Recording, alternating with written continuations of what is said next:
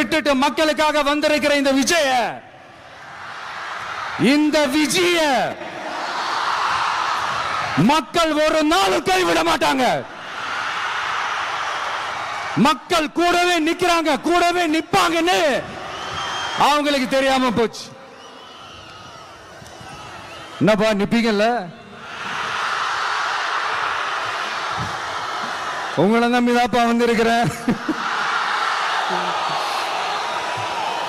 அதான் இந்த சத்தம் தாங்க வாழ்நாள் பூரா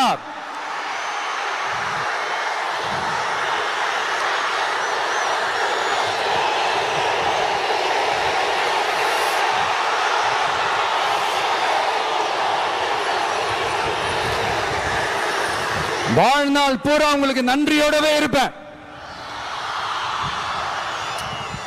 இப்போ